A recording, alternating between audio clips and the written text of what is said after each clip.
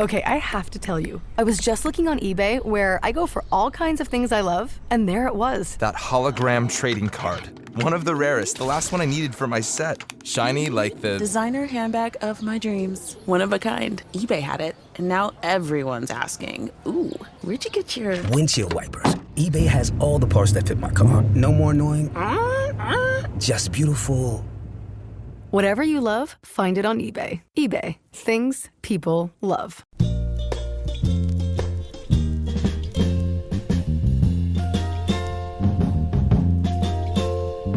Droppens van regen op mijn kop. Ik via dekkelbossen zie kleine paarden op. Geeft weer geen zacht lid.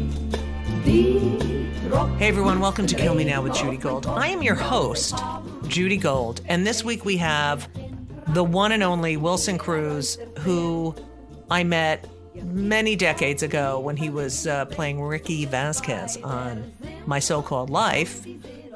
We became friends, and now he plays Dr. Hugh Culber on Star Trek Discovery. He was in 13 Reasons Why. He's so amazing on many levels, and I love him. So that's part one. Now, I just want to say I got a lot of feedback last week about everyone loving my podcast with Elisa, and so I asked her to do the opening with me because she wanted to say... She forgot to say something on the podcast. Do you want to tell everyone, Elisa, what you forgot to say?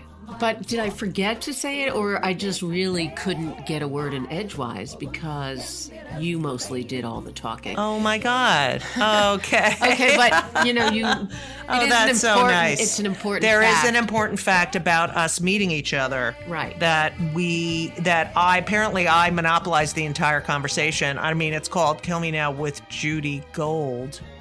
And Judy Gold talk too much. All right. Okay, so go anyway, ahead. Before you and I, there was me and someone else. And me and that someone else went to go see your show, 25 Questions for a Jewish Mother, at Ars Nova Theater before you moved to St. Luke's. So that theater, held 50 people? I don't know. Very small. Best theater ever. Best theater company. I love those people. Jenny Steingart. And this other person Jason that we're not going to mention. Yeah. Oh, wait. Okay, go ahead. Okay. I sat in the front row, right underneath Judy Gold, who was standing on that side of the stage with a tall microphone. And that's what I did. I looked up to her right there in the first row, and I was amazed at that show. Thank you. But never did I think that we would become what we've become. Right. Two miserable old Jews. Right. Exactly. And so you saw me and you said, I want to bring my parents and my sisters to the show. Yes, that's And true. then you never did. Is that correct? No, I did when you moved to St. Sisters. Luke's. Okay. I did. Of course I did. Okay. All right. Okay, I think your car's going off. The alarm. That was all night long, all but night, you didn't hear it. all You night. didn't hear it. I know, don't know I was why. a little out. All right, thank you, Elisa. Okay, so that's enjoy Elisa. the show. Thank you. Oh, thanks. So that's Elisa clarifying that if you want more podcasts with me and Elisa, let us know. We're happy to provide. So that's it. I've been in rehearsals all week. I'm working 8 hours a day in rehearsals, and I'm so excited. Get your tickets, $59.59. Yes, I can say that. It is directed by the one and only B.D. Wong. It's going to be great. So tickets are at my website, judygold.com. Tickets are everywhere. I'm on social media. Also want to say a shout out that, Richard Belzer was such a great guy and he will be missed. He was so funny and so nice and just a wonderful person. So rest in peace, Belzer. And I don't know. I don't know what else to say. A lot of shit happened this week in the news, and the Michigan State I mean, I really can't take it. So I'm going to get too angry. So I'm not going to go there, but fuck your fucking guns and shove them up your fucking ass. Anyway, so that's it. Please sit back, relax, and enjoy part 1 of my conversation with the one and only Wilson Cruz. Ladies, gentlemen, they, thems. I don't know how to introduce this person okay. Our guest today and next week, I just told him we've known each other for 28 years and he almost freaked out because I'm telling you people don't understand. You age, but you still think you're young. And that you're like, oh, I'm like 27. And then you go in the bathroom and you look at yourself and you're like, oh my God, fuck. So we're at that stage, even though he's way younger than me. But I literally fell in love with him when I met him 28-ish years ago. I'm just going to say a few of his credits. He's currently Dr. Hugh Culber on Star Trek Discovery, which I auditioned for and didn't get the part. You might have seen him in 13 Reasons Why. You might have seen him when he was touring the world. I'm saying world, doing Rent. I mean, there's so much. But I met him when he was 19 and was on the show that I was obsessed with, which I think a lot of people, I'm 11 years older than him, but we were all obsessed with this show. And if you have not seen this show, go to Hulu and watch this fucking show. It lasted for 1 season. It felt like it was my life, and it's called My So-Called Life. That was the worst decision of any network to end that show. Ladies and gentlemen, hero, actor, activist, hot as fucking hell. I mean, like his body, because I remember him at 19 when it was like, he was like, role model. I don't even know what to say. Wilson Cruz is here, everybody. Woo! Judy, the problem is going to be that during this time we have together, that you are literally the funniest person I know. Aww. So it's going to be really irritating to people that I'm going to spend this time with you just laughing the entire time, because that's how we met. You tickle me in ways that nobody else in the universe does. Like, you go straight to where I live every single time. So I'm going to control myself. No, it's fine, because that irritating guest that just I think we only have one listener anyway, and we don't give a shit about that. Well, yeah. How is Charles? Yeah, Charles is good. He's in charge. Charles is in charge. Oh God, I'm funny. Wilson, I want to start at the beginning, but we have so much to talk about. I'm sorry I had a coughing fit, by the way. Oh, I don't give a fuck. Excuse me. Have you had allergies? Like, can I tell you something? Like, it's fucking January, and I get up and I come to my office and I just start sneezing. I've always been a sneezer. Like, I start my day sneezing. I sneeze like 4 or 5 times just the moment I wake up. It's what I do. So the moment I wake up. Before I put on my makeup, I sneeze and phlegm and sneeze and phlegm. Okay. See, he thinks I'm funny. Wilson Cruz, that is not your original name, but we'll get to that. Yes. It is Echevarria. Yes. Echevarria. Echevarria. Echevarria. There it is. Echevarria. Wilson Echevarria. You were born in Brooklyn. Junior. You were born in Brooklyn. Yep. Greenpoint. And Greenpoint. You were born in Greenpoint. I literally at the moment live like walking distance to Greenpoint right now. I moved back to New York. Do you ever walk by the where you were you lived when you? You know what's funny is my parents came here for from Thanksgiving. Puerto Rico. Oh. They live in Orlando now, but they came up for Thanksgiving to spend Thanksgiving with my brother and I, who lives a 10-minute walk away. They wanted to go to the old neighborhood. So of course they picked like the coldest day of the 2 weeks they were here. and we walked down, and they didn't recognize anything. Wow. They were Well, like, of oh, this course, used yeah. to be a bodega, and now it's a yoga studio, and like this is where your uncle lived. And I mean, like they took me through like a whole tour of the old neighborhood, so it was fun for them. But I was freezing.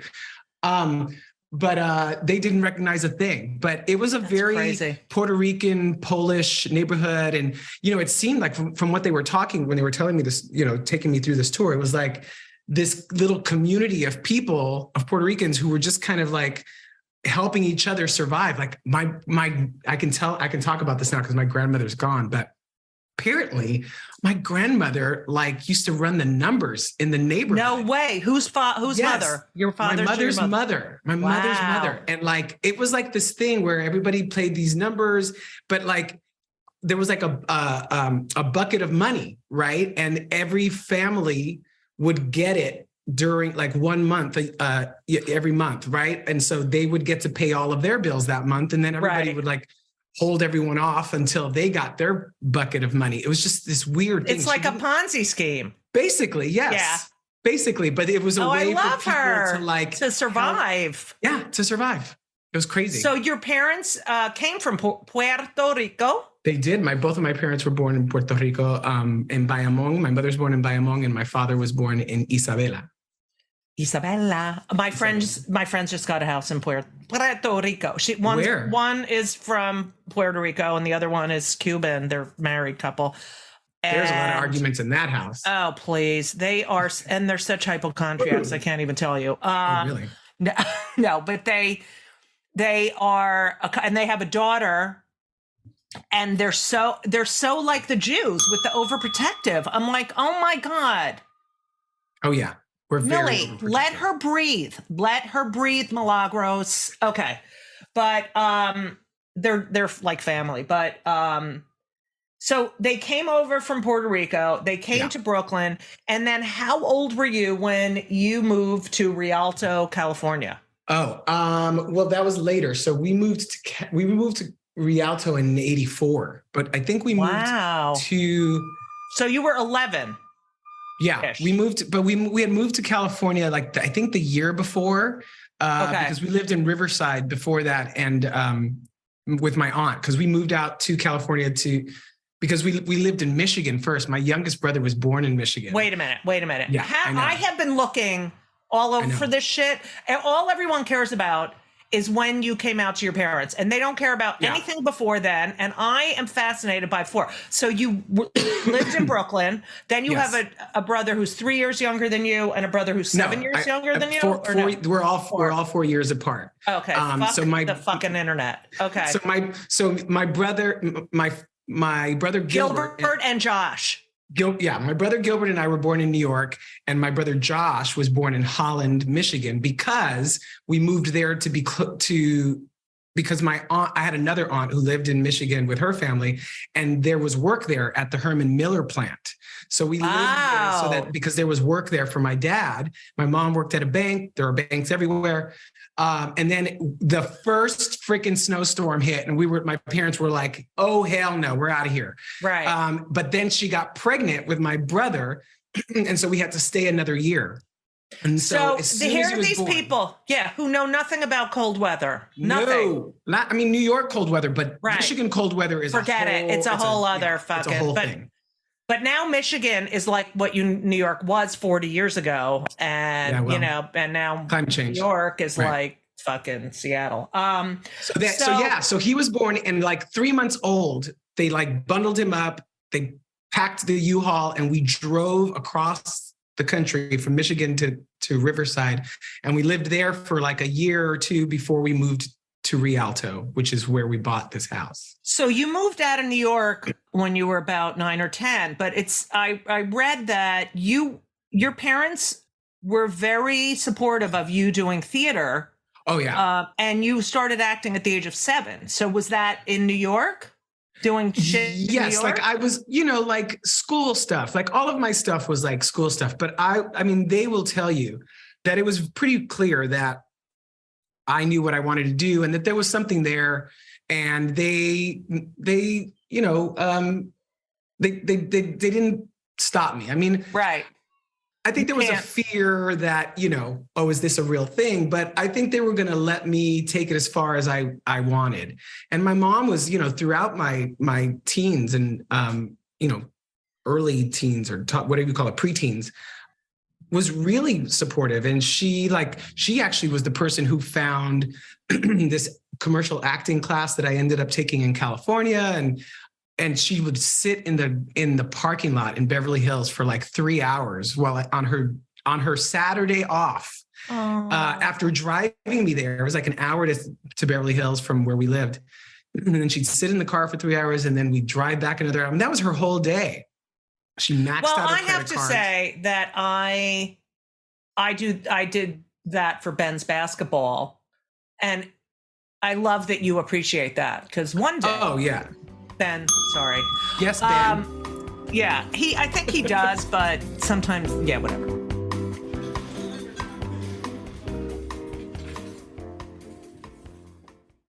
This week's episode of It's Judy Show with Judy Gold is sponsored by BetterHelp.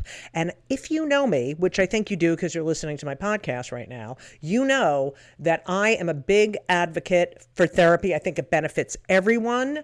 I think there's so many people who need it, who don't partake. It is so important for your emotional health and well-being. Therapy is fantastic. It is in every stretch of the imagination. And if you're thinking of starting therapy, please do it. But please give BetterHelp a try. It is entirely online. It's designed to be convenient. It's flexible. It suits your schedule. You fill out a brief questionnaire to get matched with a licensed therapist, and you can switch therapists anytime for no additional charge. I have switched therapists in my life. I've had many, many therapists, and sometimes it's not a great fit for you, but don't give up. Therapy is beneficial. You can learn about yourself. You can process and just be emotionally healthy. I'm telling you, do it. BetterHelp is great because, when I used to schlep to my therapist's office, it was so annoying. You have to do it and you sit there and you wait. And then I'm telling you, doing it online is fantastic. And BetterHelp is amazing. I know a lot of people who've used it. So if you're thinking about therapy, go to BetterHelp.com. Let the gratitude flow. This is Gratitude Month, people. So you need to let the gratitude flow with BetterHelp. Visit BetterHelp.com/JudyGold, JudyGold, today, and you will get 10% off your first month. That's BetterHelp, HELP.com/JudyGold. You're welcome. So you moved several times, before you ended up in Rialto. So what was that like? That's not easy. No, it wasn't easy. And it did teach me how, it taught me some survival skills, right? And some social skills. Because I had to learn how to adapt pretty quickly to these new neighborhoods, these new environments. In Michigan, it was a very, it was highly Caucasian. Forget it. And then when we moved to Riverside, it was like, oh, okay, here are my people, but they weren't my people. They were Mexican and African-American. Right. And so that's not Puerto Rican. And so they didn't really know, and they didn't know me, but I got them. And then you're driving to adaptable. Yeah. And then you're driving to Beverly Hills with the Entitled's. Yeah. Totally. So you got to see so many different kinds of people at such a young age. Do you feel like your youngest brother, Josh, who I know you're very close to, because he was spared that moving is a little different in that area than you are? Because he didn't have to go through all that shit? Well, he ended up having to move to Florida in his his mid-teens. But that's a story for another day. But, he's also someone who learned, who knew how to take a look at the room and knew how to adapt to it. Yeah, right. We could read rooms. And I think it also helps me in my work, right? I'm very attuned to my scene partners, and I react like I come from the school of listening, right? Like if you're not listening in the scene, then you're not in the scene. If you're only worried about your next line, then you're not in the scene. So I love that tennis game. And I think a lot of that comes from the fact that I learned how to be adaptable to new people and new spaces very quickly, early on as a kid. And also knowing that you're gay. Like I knew I was gay when I was like 3. I didn't know what it was. I've said this multiple times on the show. Like I was like, I'm different than everyone. And I don't know how. I don't know how. I know that there's something not the same. And then when you hit puberty, you're like, oh, okay. Right. And so I think reading a room is a defense mechanism for people who know that their sexuality or their gender is wrong or whatever. Not that their sexuality is wrong, but that they're different and that, you're observing how people behave so that you don't slip up. Yes. Yes. And it is that became really complicated. I know this goes off subject a bit, but I was just having this conversation with someone. It actually became helpful because, when I came up and realized I was gay in my teens, it was literally the beginning of the pandemic, of the AIDS pandemic. And so AIDS was gay and gay was AIDS. And so not only was I trying to read a room, but I was trying to stay safe in that room. Right. Because I didn't want anybody to know, because then they would think I would have AIDS. You know what I mean? And so that whole thing. And then as you get older, then there's a whole generation of gay men. And this is my theory, take it for what it is. But there's so many of us who became addicted to the gym and, creating these bodies that without speaking would communicate a level of health. Or safety around us, right? Oh, we're safe because we're not sick. You know what I mean? It's fucked up. It's totally fucked up. Well, it's interesting that you say that, because the AIDS crisis, I can't even look at video. It's so hard for me to even go back to that. I mean, I think I have some PTSD. No, I think we all do. Yeah. And I think it's at this age when we're looking back at it going, oh, that's what that is. And also, I've said this before. I'm sick of saying I've said it before. I'm not fucking saying I've said it before. Fuck you if I repeat it too fucking bad. Right. But the thing is that at that time, and at the time you were coming out, or just learning myself as a sexual person. Right. And that is when people couldn't hide being gay anymore, because they would walk down the street, 50 pounds with sores on them. And you knew you couldn't hide anymore. And then, everything was out in the open and the family shunned the partners. I mean, this is all the impetus for equality. For activism, for visibility, right? Right. At that point, it became like, oh, well, fuck it. If everybody knows it anyway, then let's just be really out. And I think that's what the 90s was. Right. The 90s was a direct reaction to the closet, right? Well, it was, because it was also we're going to throw this off. Right. And it was like, wait a minute, I live with this guy for 40 years and you're kicking me out of our apartment.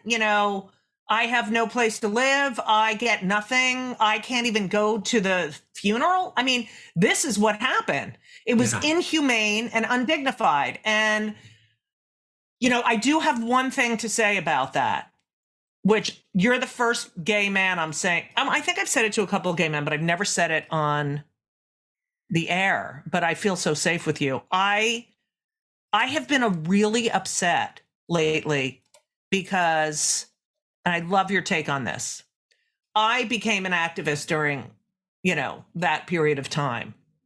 Same, and, I worked at God's Love We Deliver. I worked at the AIDS Walk. I went and did stand-up when they would do the rides across, America, those bike rides. I would go to the campsites and, entertain, whatever. I did whatever I could. And I, of course, had so many friends that, had HIV, that died from HIV, that still have HIV, they're still HIV positive. Mhm. And I think the lesbians really were just like stepped up. Yeah. And some straight women like Lady Di and, the Fearless. And I have noticed since they repealed Roe v. Wade, I have not heard not a thing from gay men stepping up for, talking about how, if there's a homophobic thing, the very well-known gay men will be like, this person's a fucking asshole. But I really don't. Well, I will say this, that I actually have had the opposite experience, which I've been really, I'm so happy. Yeah. I've been really moved by a lot of people in my personal circle, right? Who have really taken this on and said, and in a direct response really to the women in their lives and how they've reacted to it. So I actually was expecting silence like you did, because I don't know, for whatever reason, and have been really moved by people in my circle. Anyway. Well, your circle. I hate that that's your experience. Right. Your circle is different than most. Yeah, maybe. You know what I mean? Maybe. And I'm a parent, so I see it in my circle. There's a lot of straight men who are sticking up for women's rights, but I really don't see the I will say that there's also been a conversation, an education around the fact that this is an LGBTQ issue, right? That abortion care and access to abortion is important to our community specifically, right? Like, it's healthcare. We see our trans brothers and sisters dealing with this issue. We see our lesbian and bisexual siblings dealing with this issue. So I do think that there's an education going on around it. Do I think that it's, we should have been having it sooner and not waited until a problem. Right. So an issue showed up. But I think, yes, if that's your experience, and I think we obviously need to do a better job at it. It really bothers me, especially, famous, very prominent gay men who use women's bodies to have their babies. Hey, now say it. Yes. And don't really, speak up as much as they could, because they have a lot of influence about how abhorrent this situation is. So in high school, I'm really, because I met you when you were 19. No, I love tangents. When I met you when you were 19, but you had, you went to Eisenhower High School, you graduated in 91. What was high school like for you? What's interesting is I've been thinking about it a lot. I'm thinking about it a lot. High school was, it's so funny. I feel like I couldn't wait to get out. Like the whole time I was just like, I have to get out of here. And I just want to start my life. But there were a group of us in high school who came out to each other. It was like this United Nations of gay boys. There was Jaime Lopez, who was half Puerto Rican, half Japanese. Sean was Korean. John is Palestinian. Brian Sharber was African-American. And there was me, the Puerto Rican. And I somehow was the last of us to come out because, I don't know why. And I came out as bi, which was, please. Everyone came out as bi then. Right. I call it a gateway.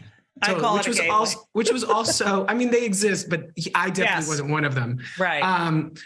And even Ricky Vasquez, claimed it. But anyway, we did have each other. And I think that was the only way I got through school, was knowing that these other four people were on campus with me. And we created a gay club before there were any gay clubs. It was an unofficial gathering, if you will. But I was also part of all of the fine arts in school, right? So I played sax in the marching band. Oh, I played clarinet. Oh, I love the clarinet. Thank you. I do. I play it. Like I invented it. Yeah. I was in the show choir. I was like the lead guy in the show choir. And I was also part of the theater department. So, Right. I knew what I was going to do. And I was using up that school and its department and its programs as much as I possibly could in order to gain whatever experience I could. And, our show choir was pretty damn great. Like, I bet. We went to like state, finals. And all Oh, this cool. stuff. So it was a real a space for me to like spread my wings a bit and learn and be creative and be around people. Yeah. So for me, it was really about that. I was in AP classes and college prep classes. And so I was all about using up that experience, but I just had one eye on the door the whole time. Yeah, same. Because I knew that there was a bigger world out there for me. As soon as we graduated, I went to Cal State San Bernardino for like a hot minute, but I was already auditioning. I had an agent at 16 through that class that my mother took me to. I love Iris. She's amazing. You met her, that's right. So I had been auditioning and everything, and I did like my first job was Unsolved Mysteries. Oh my God, what did you play? Totally. I played, it was all you need to know is the name of the episode. It was Producer Molester. Oh, nice. Like in Fame. It was some producer who was like grooming boys. Right. And he would take advantage of them. And so I played one of two boys who, were trying to, this guy was trying to kidnap basically and put in his limousine. And so we had to like reenact this scene. Who was it based on? I have no idea to this day. God damn it. I want to know. I should go back and find out. But because of that, I was able to audition for better stuff. And so my first real job was Great Scott with Tobey Maguire. Wow. And Sally Steiner was the casting director. And I know, and she's no longer with us. God bless her. But she took a risk because they were looking for 3 choir boys. And it said, this is back in the day where they could say this thing, but they were looking for 3 white boys. And I kind of like insisted to my agent at the time that she submit me. And, I just berated her and they were like, we can't send you because blah, blah, blah. And I was like, fine. So like I sent my own headshot and resume to her office, the whole thing. And she called my agents and called me and she was like, this kid is ballsy. And so I went in and they were like, can you sing? And I did. I sang Somewhere Over the Rainbow because that's the kind of faggot that I am. And I think Why Do Fools Fall in Love, which I ended up singing again for my Rent audition. Anyway, she was like, you know what? Come back at 3:00. And I went to producers and I got the job. And I was supposed to be one episode and we sang everything. We were like a Greek chorus. So we like sang all of our lines, but I got my SAG card. They Taft-Hartley'd me, which never happens. And that was the reason why. That was the reason why the very next pilot season I could audition for My So-Called Life, because they only were going to look at, SAG, union members at the time for that. So anyways, it was a whirlwind, 2 years.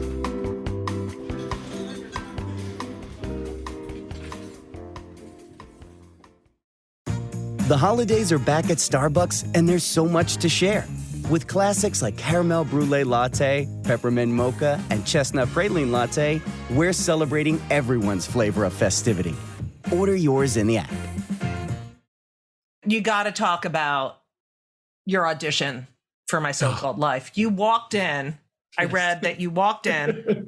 By the way, I want you to know, this is how much I love you. I mean, I always do a lot of research, but I literally just watched the pilot episode of My So-Called Life. You did? Oh my gosh. Yeah, because I just had to go back there in my head. But your story about how you walked in to this audition and you saw these guys with like who cargo had no pants clue on, who they were, and polo shirts. Right. And you're auditioning for Ricky Vasquez. And like the description of the character was like, he was what did they say? He was androgynous. I remember this so clearly. Oh my God, yes. Androgynous, like Jodie Foster in Alice Doesn't Live Here Anymore. And I was like, okay, so what's the male version of that? So I got my red Levi's jeans. They were red, my black Doc Marten boots, and this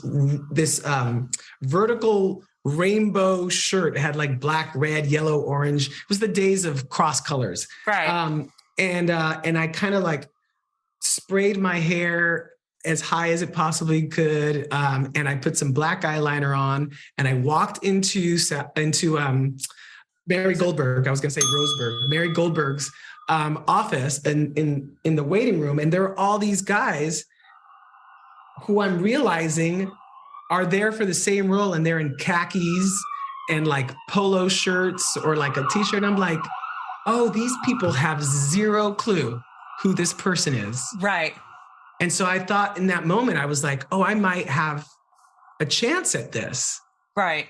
And she calls me in. I love that you walked in.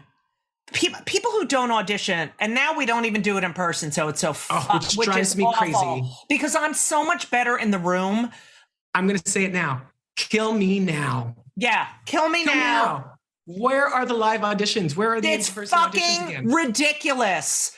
Yes, by the way, you have no clue if this person can take direction or make an adjustment. You know, you're seeing their audition, which they've done 25 times. Right. Not knowing what you're even looking for. Right. So when they get the job, you give them the job, they're going to show up to work. They're going to only get 2 chances at it. They're not going to get 25 takes. Anyway, don't get me started. But wait, anyway. I have to go back to one thing that you said when you said it said androgynous, because that's also what I went out for, because I was so fucking tall.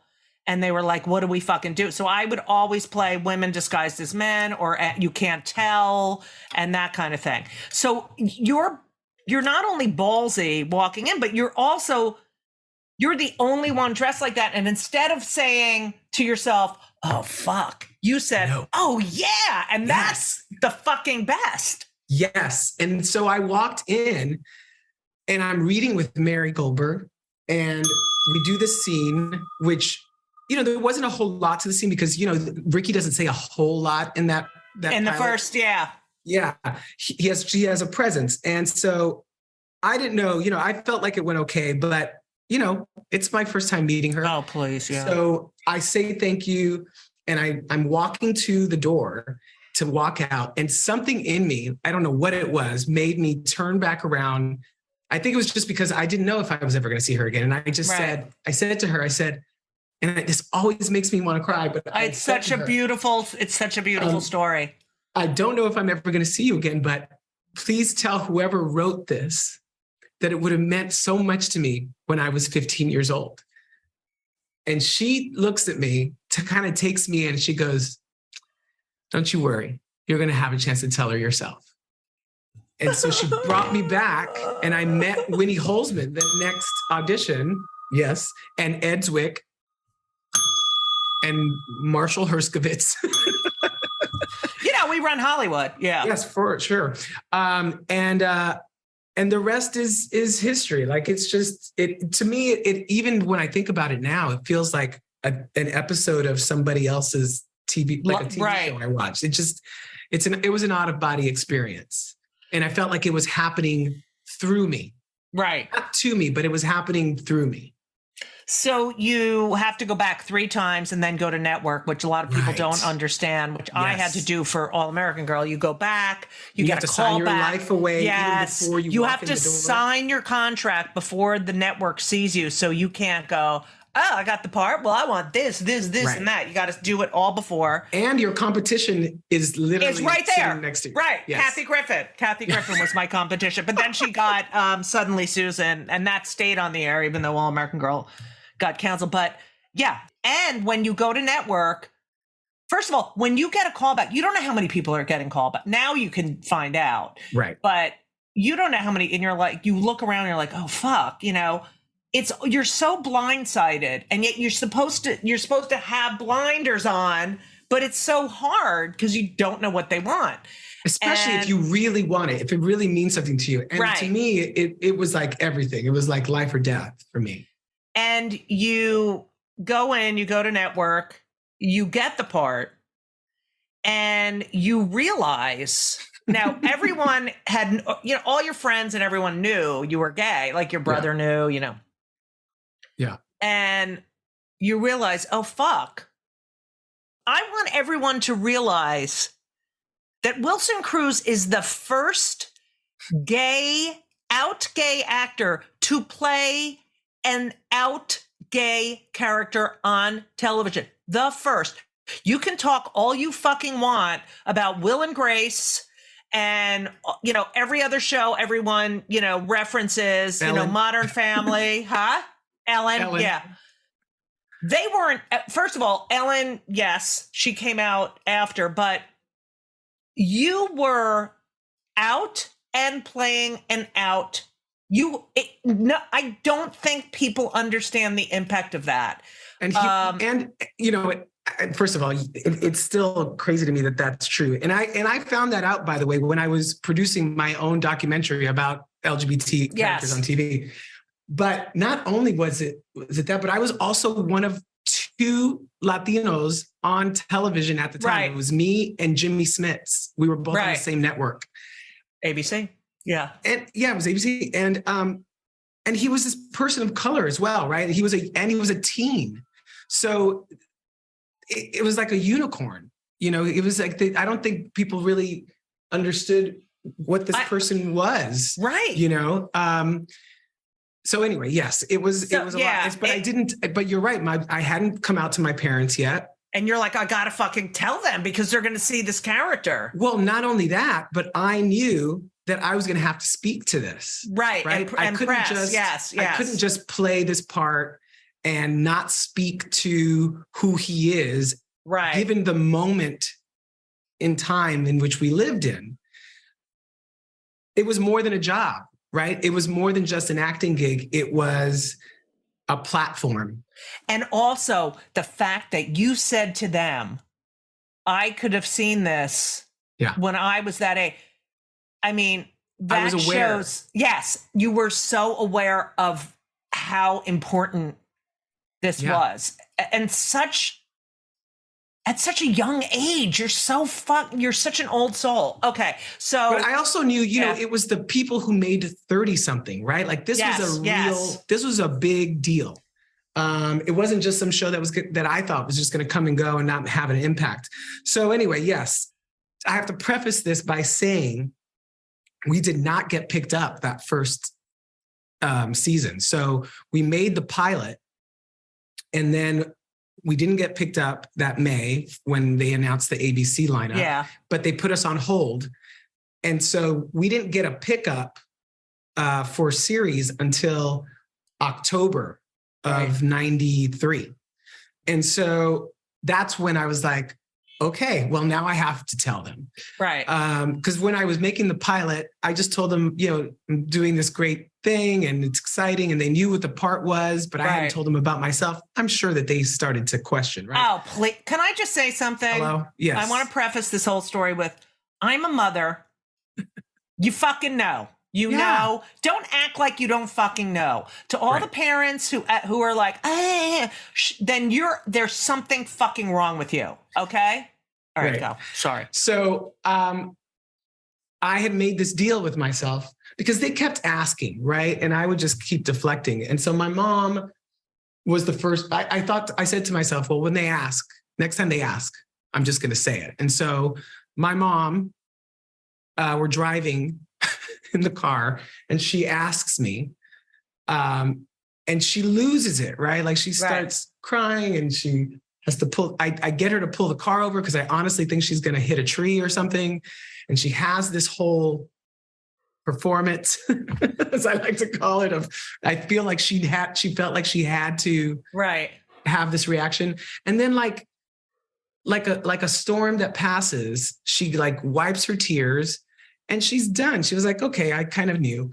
And that it's probably just the holding on to it and then releasing it. Yes. When they fucking we got home and she did go into the room and have more tears and all of that. Right. But like, she got over it really quickly. That was October-ish, November-ish. And she was like, but I'm not going to tell your dad. And I was like, I don't expect you to. I'll deal with it. Yeah. So of course, you know, we know that we're going into production in like, it was March of 94. So December rolls along of 93, and it's Christmas Eve, and my grandmother has flown out to California from Puerto Rico, and I have cousins and aunts and uncles who, you know, because we do Christmas Eve, right? Like Puerto Ricans do Christmas Eve. And there's music going, and I invited my friend John from school, the Palestinian, to come meet me because he was going to USC at the time. And he came over, and my dad has had one too many, and invites me into the bathroom, his office, as he calls it. Yeah.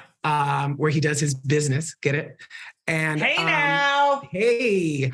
And he asks me, and he asked you why you brought John instead of a girl. Yes, he goes, yes, why did you bring John and not a girl? And I was like, well, John's my friend. And then he just comes out and asks me. And I answer him. And he very quietly, I remember, zips up his pants and opens the door and tells me to get the fuck out. And I look at him like, wait, are you serious? And he is serious. And he chases me out of the house and throws a bunch of beer cans at me and John as I grab him as we leave. And we get into my blue Chevy Sprint, and my mother is screaming and crying. You know, my what grandmother about your doesn't know. brothers? My brother, I'm sure, who's, you know, I didn't know that my brother was gay at this point because he's 8 years younger. But, you know, he's freaking out. Mm-hmm. And my other brother is, I don't even think of where, but my mother has enough time before I actually drive off to give me my Christmas gift, which was a beeper, a pager. Wow. And so, because she wanted to be able to keep in contact with me. You. Yeah. So I drove John home. He was staying with his parents at the time there in Rialto. No, I drove him to USC. Sorry, I drove him to USC, and I assured him that I would be fine. And I spent the next 3 months staying on my friends' couches, doing what I had to do in my car, doing what I had to do to get through the 3 months. And I have to say, you know, that's very different from most young people who are thrown out of their homes, right? Like they don't know that they're going to go and be on a TV show and that there's a light at the end of the tunnel. You know, a lot of young people who I've met through the years, and even at the time, had no light at that tunnel. They just thought this was going to be their lives, and some of them didn't survive it. So I tell this story knowing that I was very, very fortunate in many ways. But I survived those 3 months. And did you contact your mother at all during the 3 months? I did. You were like, I'm okay. I lied to her. I told her, you know, I was staying here and there. And the truth was I was showering sometimes at the LA Gay and Lesbian Center, which is not what it was called at the time. Oh yeah, it was called the Gay and Lesbian Center. And so I just made it through. I had a couple of bucks, literally. I had generous friends and people who loved me, and West Hollywood kind of took care of me. Right. And people don't realize you had no cell phone. You know, you had no place to get messages or make calls or. Yeah. It was being homeless, you know, like no connection.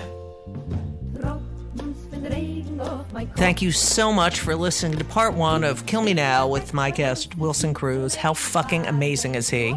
And handsome and beautiful. There's a noise in the background that's been going all night long, and I don't know what it is. And I'm just letting you know that because it's really fucking annoying. And my windows are closed, and you can still hear it. Welcome to New York. So, just want to say this podcast was and is produced by Laura Vogel, edited by Colin Schmaling, and coordinated and marketed and everything by the one and only Brittany Jo Sowards. You're ready for it. Richmond, that's right. She's from West Virginia, and she married a Jew. I just want to reiterate, I will be at 59E59 Theater on 59 East 59th Street in New York City from March 4th till April 16th for my show. Yes, I can say that. And I'm really proud of it and the work we're doing, and I really want you to see it. So check out ticket links in all my Twitter and Insta and TikTok-y, and what else do I go on? I go on the on my website.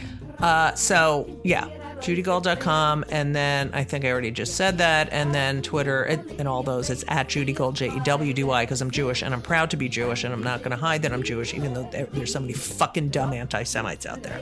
Okay, so that's that. Just want to say, give a shout out to Tommy Leguizamo Crawford, who wrote to me and said that he's looking forward to seeing my show. He's gay. I love him. He loves my podcast, and I love him. Even though I'm gonna say, Thomas, you cannot spell, but that's fine.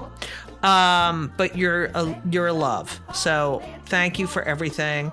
Oh, and he loves Liquid IV. He said he loves Liquid IV, which is one of my sponsors, and they're fucking great. So there you go. Thank you to Thomas. And you know what? Thank you to all of you. I hope you have a wonderful week, despite all the fucking negative shit going on. Take care of yourselves.